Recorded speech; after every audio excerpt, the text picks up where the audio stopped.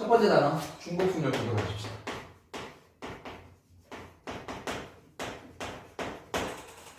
자, 중복순열은 제목 그대로 순열에다가 중복한다는 뜻이거든. 우리가 순열의 정의가 뭐냐면 서로 다른 n개 중에서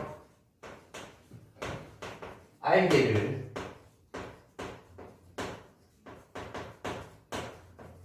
배열하는 것을 순열이라고 했었는데 그 앞에다가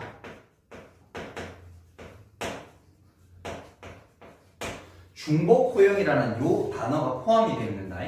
자, 예를 들어서 한번 해볼게요. 예를 들어서 숫자 1, 2, 3, 4가 있는데 이 중에 그냥 3개를 뭐 하는 거? 나열하는 거. 우리는 4P3이라는 기호도 알고 있긴 한데 잠깐만 좀 나열해보면 첫 번째로 해볼 수 있는 거 4가지, 두 번째로 해볼 수 있는 거 그 빼고 3가지, 그 다음에 여기는 남은 2가지 중에 하나라고 해서 이렇게 적고 우리가 이걸 줄여서 4P3이다 라고 이렇게 얘기를 했거든요. 그런데 이거를 3개를 나열할 건데 조건 하나 중복해서 써도 됩니다 라고 하게 되면 자, 첫 번째 자리에 올 수 있는 거 몇 가지? 4가지. 두 번째 자리에 올 수 있는 거 또 써도 된단 말이잖아. 그럼 또 4가지. 세 번째 자리에 올 수 있는 거 또 4가지. 그래서 곱하면 돼. 이렇게. 됐죠? 우리가 배우는 순열조합은 기호를 쓰는 녀석들이라서 이거를 우리가 뭐라고 쓰기로 약속하냐면 4파이 3이라고 적기로 이렇게 약속이 되어져 있어요. 근데 참고로 쌤은 앞으로 파이라는 기호를 잘 쓰지는 않을 겁니다. 왜냐면 이건 그냥 뭐야? 경우의 수야. 나열하면 된다는 뜻인 거야. 근데 이거를 이제 우리가 기호를 어떻게 적냐면 요거를 n 파이 r이라고 이렇게 적기로 약속을 합니다. 저 파이는 프로덕트라는 그 중복순열을 나타내는 기호의 약자입니다. 그냥 이렇게 보시면 되고요. 우리 요걸 적게 되면 n에 r 씁니다 라고 이렇게 적기로 약속합니다. 왜냐하면 n이 똑같은 게 r번 나온다라는 뜻이거든요. 그러니까 그 원리는 이렇게 보시면 되는데 중복순열이 사실은 어렵지는 않습니다. 그런데 잘 봐. 여기서 풀 때는 학생들은 너무 다들 잘 풀어요. 근데 막상 시험에 나오잖아. 똑같은 문제가 나오면 틀리는 경우가 많습니다. 왜냐면 지금처럼 문제가 내놔놓고 중복해서 쓰는 경우 이렇게 되어져 있으면 괜찮은데 우리가 푸는 좀 이따 문제들을 보시게 되면 중복순열인지를 몰라서 그래. 첫 번째는 이 녀석을 시험장에서 여러분이 자주 틀리는 이유는 오늘 푸는 거 별로 안 어려워. 시험장에서 틀리는 이유는 첫 번째는 이게 과연 중복순열인지를 몰라서. 그래서 여기 풀면 당연한 건데 왜 그럽니까? 라고 나중에 문제를 막 섞어 놓잖아? 그럼 이게 중복순열인지 아닌지를 몰라. 중복의 의미가 들어가 있는. 왜냐면 이런 중복의 의미가 표시되어 있는 건 상관없어. 좀 이따 우리 문제들 풀면 우체통 문제라든지 뭐 호텔 문제라든지 이런 것들 풀게 되면 투표 문제라든지 풀게 되면 이게 중복이라는 말 자체가 안 들어가져 있어요. 그걸 중복순열이라는 걸 몰라서 그래. 그래서 첫 번째는 뭐냐면 중복순열의 유형을 어느 정도는 암기해 두시는 게 좋습니다. 아니 그러니까 여기 중복순열이니까 이렇게 해서 몇 곱하기 5 곱하기 3 아니 5의 3승 뭐 4의 3승 2의 3승 이렇게 풀지 말고 그 유형을 어느 정도는 암기를 해 두시는 게 맞아요. 첫 번째. 그 다음에는 잘 봐. 자, 이게 어려운 이유는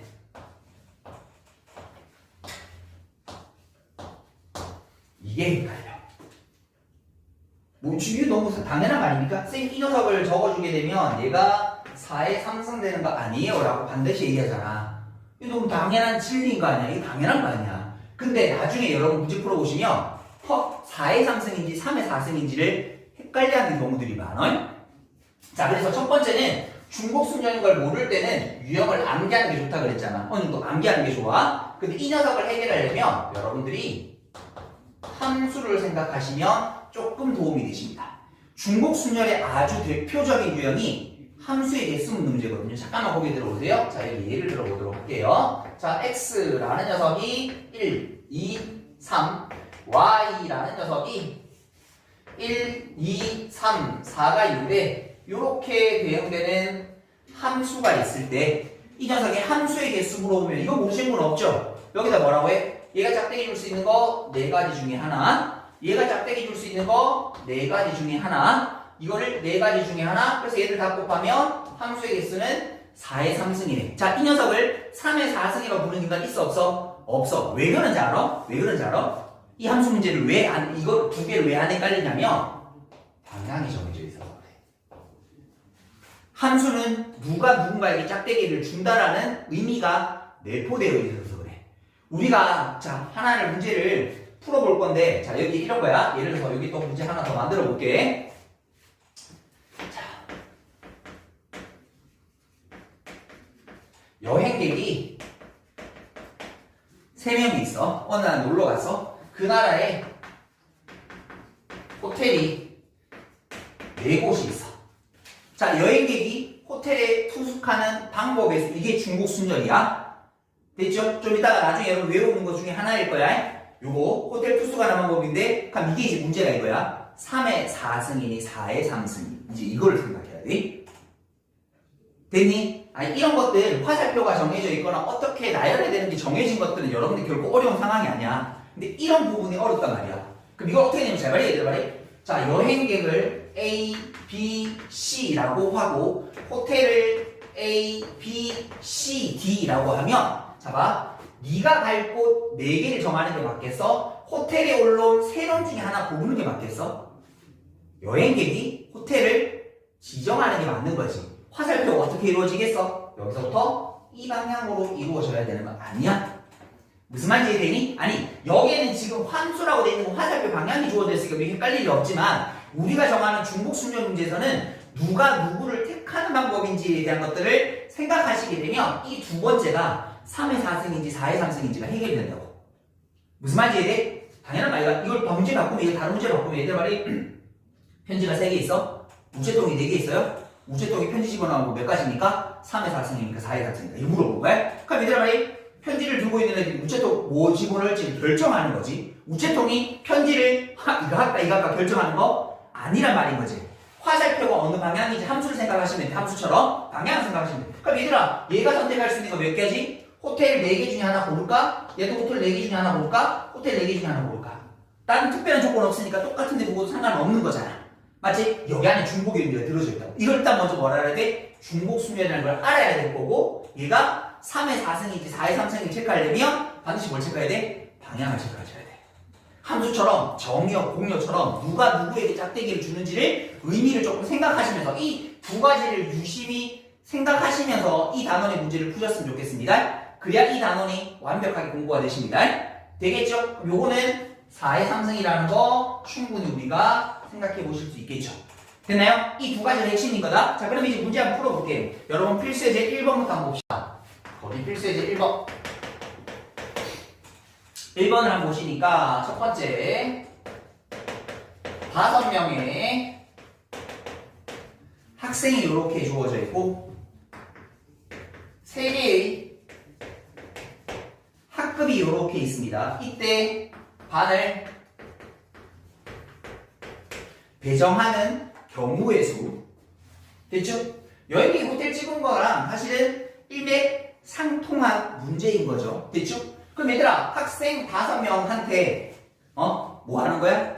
네 A 1반, 2반, 3반 중에 어느 반 갈래? 3개 중에 하나일 거 아니야? 그 다음에 얘가 이렇게 짝대기를 주게 될 거니까 학생들이 반을 고른 형태일 테니까 반이 갑자기 저는 이 학생 받고 이 학생 받고 이거 아닌 거지. 학생들이 어떻게 반을 결정할지를 해야 되는 거니까. 그럼 이거 3의 몇 승? 5승이라서 2, 4, 3의 경우의 수가 생깁니다 라고 이렇게 얘기해야 돼. 근데 얘들아 학생들이 같은 반에 들어가서 상관 있어 없어?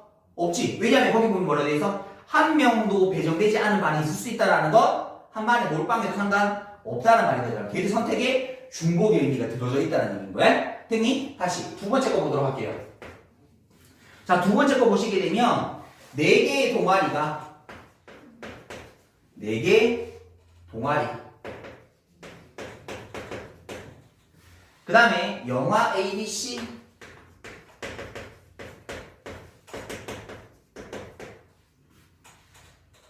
중에 관람할 영화를 한 편씩 선택할 때 이렇게 돼 있네. 영화를 4개 동아리에서 영화를 선택한다. 됐죠? 적어도 한 개의 동아리가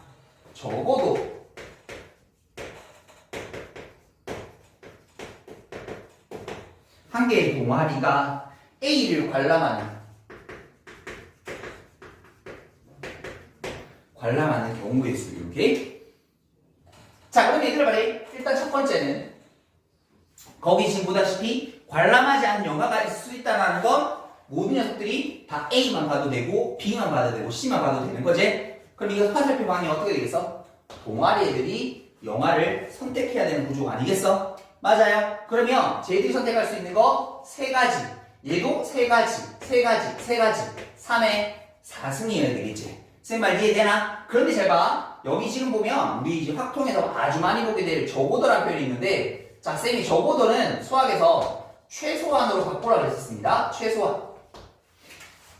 최소한 한 개의 동아리는 A를 관람해야 되는데 4개 동아리 중에 1, 2, 3, 4가 있다고 치면 1번 동아리든 2번 동아리, 3번 동아리, 4번 동아리든 한 개 이상은 해야 돼. 그 말이 뜻은 잘 봐. 여기서 뭐 해주면 돼? 빼주면 돼. 모두 A를 관람하지 않은 걸 빼버리게 되면 몇 팀인지 모르지만 A를 관람하고 있다라는 거는 확인이 되는 거지. 됐어요? 그러면 A를 관람하지 않는다라는 건 우리는 뭐만? B와 C만 관람하면 되는 거 아이가? 그럼 첫 번째 동아리에 B, C 중에 2개 중에 하나, 2개 중에 하나, 2개 중에 하나. 됐나요? 거기 지금 파이 쓰고 있지만 쌤 파이 잘 안 쓸 겁니다. 알겠지? 안 써도 충분히 되죠, 이거는? 그러니까 이거 계산해주면 앞에 거 얼마고? 81이가? 뒤에 건 16이가? 됐어요? 2개를 빼주시면 정답은 65가지. 이렇게 체크해 보실 수 있겠습니다. 됐죠? 야, 일단 여기까지 먼저 정리 한번 하고 다음 거 보도록 하십시다. 자, 다음은 필수예제 2번 보도록 할게요. 필수예제 2번. 자, 사실 필수예제 2번 같은 문제는 웬만하면 잘 안 틀립니다. 자, 거기 보니까 숫자 0, 1, 2, 3, 4라고 되어 있는데 거기 뭐라고 되어 있어? 중복을 해요. 이거만 잘 체크하시면 되죠. 자릿수 나열하는데 중복이 되는가 안 되는가에 대한 차이 정도를 보고. 자, 그러면 첫 번째 물어보고 있는 게 4자리 자연수. 그래서 요 4자리 자연수를 표현하게 되면 몇 첫자리에 올 수 있는 건 5개가 아니라 4개여야 되지. 우리 잘 알다시피 숫자 0이 있으면 숫자 0은 최고자리 못 가는 거니까. 그리고 나머지 뭐 하면 돼요? 5가지. 경우의 수 나열해서 이렇게 쭉 적어주시면 된다. 됐죠? 요거 다 곱해주시게 되면 500가지. 두 번째. 이번에는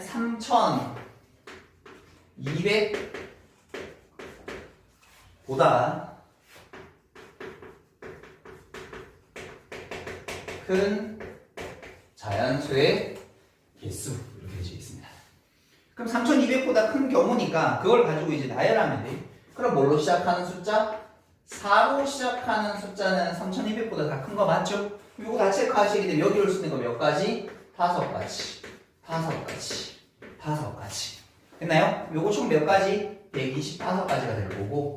그럼 3으로 시작하는 거 중에는 제일 큰 숫자 4로 시작하면 다 큰 거 맞네요? 맞죠? 여기 올 수 있는 거 5가지.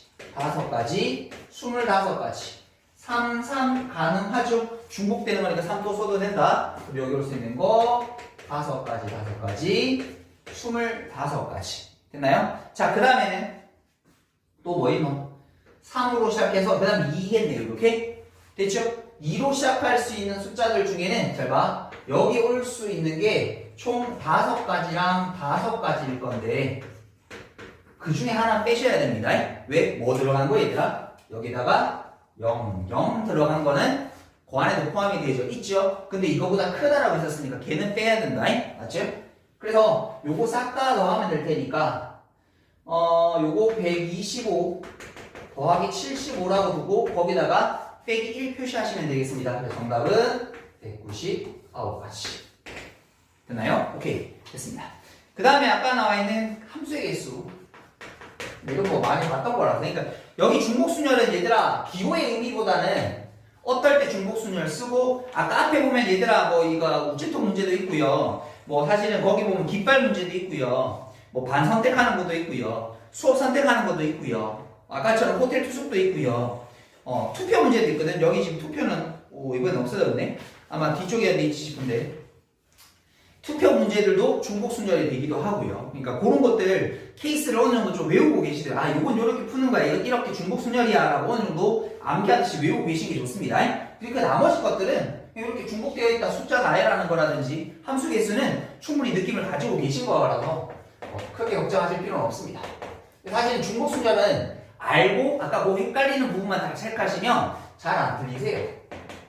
얘만 단독으로 줘, 저는.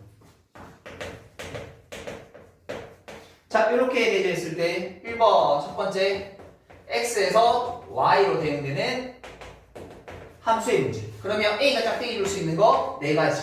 그 다음에도 4가지. 그 다음에도 4가지 되어서 이 녀석은 64가지 이렇게 적어주시면 되겠고, 두 번째는 x에서 어디로? y로 대응이 되는데 1대1 함수.